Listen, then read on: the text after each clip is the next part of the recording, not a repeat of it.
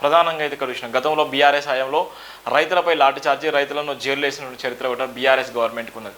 ఈరోజు కూడా కాంగ్రెస్ గవర్నమెంట్ వచ్చిన తర్వాత రైతులపై మళ్ళీ లాఠీ చార్జ్ చేసేటువంటి ప్రయత్నం చేస్తున్నాం. లాఠీ చార్జీ చేసిన అనంతరం కూడా ఎంత సిగ్గుమాలిన పరిస్థితితో ఇక్కడ చూస్తున్నాం. రైతన్న లేకపోతే దేశం లేదు. దేశంలో రైతన్న పరిస్థితి బాగుంటేనే, అన్నదాత బాగుంటేనే అన్ని సమస్యలు బాగుంటాయి. కానీ ఇక్కడ ఉన్నటువంటి ఏ ప్రభుత్వం వచ్చిన రైతుల మీద తన పెత్తానం, తన ప్రతాపం చూపించుకుంటుంది. రైతులు కన్నెర్ర చేస్తే ఏ ప్రభుత్వాలను కూలిపోతాయి.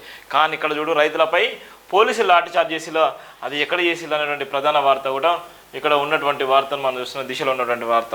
రైతులపై లాఠీ చార్జీ ఎందుకోసం చేసి లాఠీ చార్జీ దేనికోసం చేసిళ్ళు? వాళ్ళు నిజంగా ఏమన్నా బ్లాక్ మనీ సంపాదించడం కోసం చేసిల్లా, లేకపోతే వాళ్ళు ఎవరినైనా ఇబ్బంది పెట్టడం కోసం చేసిల్లా, లేకపోతే ఇంకేమైనా చేయడం కోసం చేసిల్లా? వాళ్ళు చేసింది నలుగురికి అన్నం పెట్టే అటువంటి రైతన్న ఎన్నో విషయాల పైన, ఎన్నో ఈ రాష్ట్రంలో ఉన్నటువంటి అనేక సమస్యల మీద పట్టించుకోవాలి రైతన్న. ఈ రైతన్న దేనికోసం అంటే నలుగురికి అన్నం పెట్టాలి, ఆ అన్నం పెట్టే విధం, ఆ అన్నం పెట్టే మార్గంలో మంచి చేయాలన్న లక్ష్యంతో ఆయనే ఇక్కడ ఉన్నట్టయితే ఇక్కడ ఆయన లాఠీ చార్జ్ చేసిళ్ళు. రైతులను చెదరగొడుతున్న పోలీసులు చూడు, దొంగ రైతులపై లాఠీ చార్జీ. ఆదిలాబాద్లో పత్తి విత్తనాల కోసం అన్నదాతల బారులు. లాఠీ చార్జ్ చేయలేదు ఎస్పీ గౌసు. ప్రభుత్వం క్షమాపణ చెప్పాలి కేటీఆర్. మిరుదొడ్డిలో జిల్గా విత్తనాల కోసం భారీ క్యూ.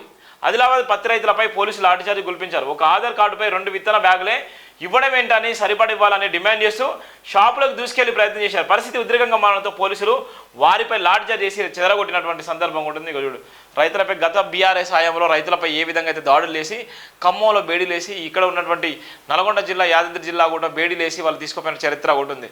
రైతులు నిజంగా వాళ్ళు మోసం చేస్తారా? రైతులు నిజంగా రాజకీయ నాయకుల్లాగా రంగులు మారుస్తారా? రాజకీయ నాయకుల్లాగా అవసరానికి ఒక విధంగా మాట్లాడతారా? వాళ్ళ జీవితమే నలుగురికి అన్నం పెట్టాలి, ఈ దేశంలో ఉన్నటువంటి ప్రతి ఒక్కరికి కూడా అన్నం పెట్టాలి, ఎవరిని మోసం చేయాలన్నటువంటి ఏకైక వ్యక్తులు ఎవరంటే రైతులు మాత్రమే. కానీ రైతులను మోసం చేసి, రైతులను కడుపు కొట్టి, రైతులను ఇబ్బందులకు గురి చేసి, రైతుల ఉసురు తీసుకొని ఇలా ఈ ప్రభుత్వాలు ఇలా కోట్ల రూపాయలు పంచుకొని మోసం చేసేటువంటి కుట్రలు వేస్తున్నారు. ఇక్కడ చూడు ఆదిలాబాద్లో ఎంత ఘోరమో. ఇక రాబోయే ఇప్పుడు మళ్ళీ జూన్ నెల వస్తుంది. జూన్ నెల నుంచి రైతులు మొత్తం టోటల్గా ఇలా ఉన్న ఫర్టిలైజర్ షాప్ దగ్గర ఎక్కడ పడితే అక్కడ ఉంటారు, వాళ్ళని ఎంత మోసం చేస్తారో, ఎంతో భయంకరంగా దాడులు చేస్తారు అన్నటువంటి వార్తను అయితే ఇక్కడ మనం చూస్తున్నాం. రైతులపై లాఠీ చార్జ్ చేసి అక్కడ ఉన్నటువంటి కేటీఆర్ కూడా గరం అయ్యిండు. దాని మీద కేటీఆర్ గరం కావడంతోనే అక్కడ మేమేం లాఠీ చార్జ్ చేయాలని అక్కడ ఉన్నటువంటి ఎస్పీ గారు కూడా వివరణ ఇచ్చిన సందర్భాలు కూడా మనం చూస్తున్నాం.